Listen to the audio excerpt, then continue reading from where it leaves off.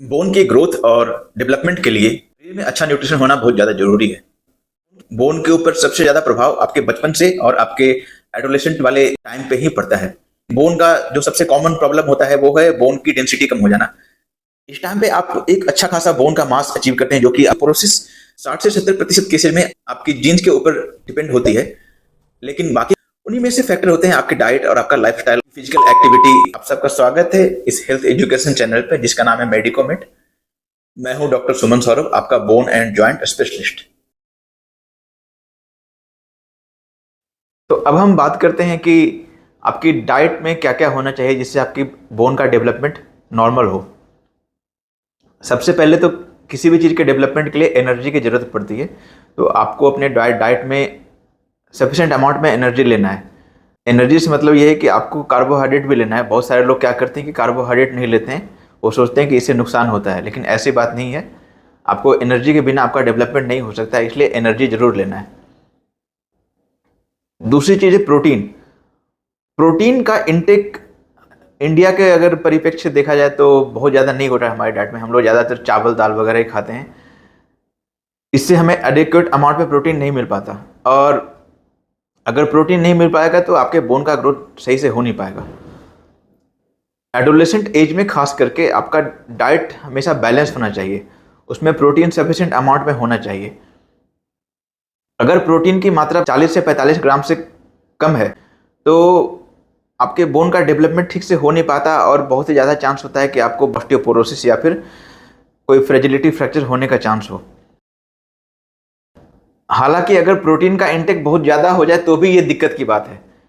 अगर प्रोटीन का इंटेक 2 ग्राम से ज़्यादा हो पर केजी पर डे के हिसाब से, तो वो आपके बोन के ऊपर नुकसान पहुंचा सकता है, क्योंकि प्रोटीन ज़्यादा लेने से कैल्शियम आपके बोन से बाहर निकल जाता है, या फिर कैल्शियम जो ब्लड में होता है उसको प्रोटीन अपने अंदर खींच लेता है, और जो बोन का कैल्शियम ब्लड के कैल्शियम को बैलेंस करने के लिए वो ब्लड में आ जाता है, तो आपके बोन में कैल्शियम की कमी हो सकती है।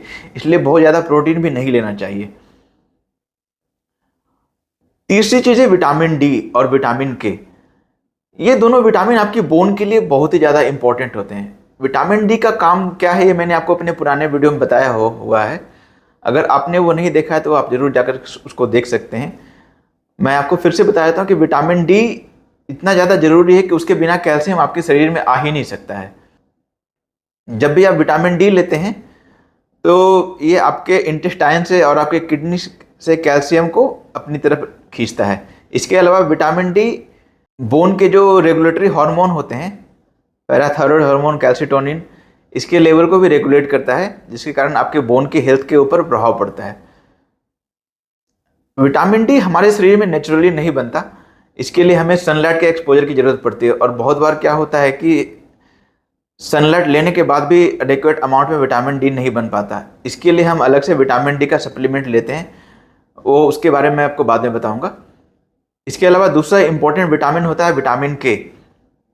विटामिन के कोलेजन के अलावा जो बाकी प्रोटीन होते हैं जो कि बोन को बनाने में हेल्प करते हैं, उसको स्ट्रॉन्ग बनाता है। तो विटामिन के भी आपको सफिशिएंट अमाउंट में लेना चाहिए। विटामिन के लिए क्या क्या डाइट इंपॉर्टेंट है ये मैंने आपको अपने एक वीडियो में बताया हुआ है, उसका डिस्क्रिप्शन मैंने लिंक में दिया हुआ, उसके ऊपर आप जाकर के देख सकते हैं। अब मैं बात करूंगा कैल्शियम और फास्फोरस के बैलेंस के ऊपर। चूंकि ये दोनों बोन्स के लिए बहुत ही इंपॉर्टेंट होते हैं, और मैंने आपको पुराने वीडियो में बताया है इसके पहले वाले पार्ट में कि कैल्शियम और फास्फोरस मिला करके बोन का एक स्ट्रक्चर बनाते हैं, बोन को स्ट्रॉन्ग बनाते हैं, एक मिनरल बनाते हैं जिसे हम हाइड्रोक्सी एपेटाइट कहते हैं। तो अब ये कितने अमाउंट में हो लेना चाहिए? हर एज ग्रुप में कैल्शियम का रिक्वायरमेंट अलग अलग होता है। अगर टॉडलर की बात करें, यानी कि जो बच्चे क्रॉल करते हैं, उनमें प्रतिदिन 400 से 600 मिलीग्राम तक कैल्शियम चाहिए होता है। लेकिन अगर आप एडोलेसेंट हैं तो ये कैल्शियम का रिक्वायरमेंट बढ़ जाता है, आपको हर दिन कम से कम 1000 से 1200 मिलीग्राम तक कैल्शियम लेना पड़ता है। लैक्टेटिंग या फिर प्रेग्नेंट मदर हैं तो आपके लिए कैल्शियम कम से कम 1500 मिलीग्राम तक चाहिए होता है। तो कैल्शियम की रिक्वायरमेंट हर एज में अलग अलग होती है, इसके हिसाब से आपको अपनी डाइट में कैल्शियम ऐड करना चाहिए। कुछ ऐसे पदार्थ होते हैं जो कि कैल्शियम के एब्जॉर्प्शन को रोकते हैं, तो उनमें से ऑक्जेलेट और फॉस्फेट बहुत ही ज़्यादा प्रभावित करते हैं कैल्शियम के अब्जॉर्प्शन को।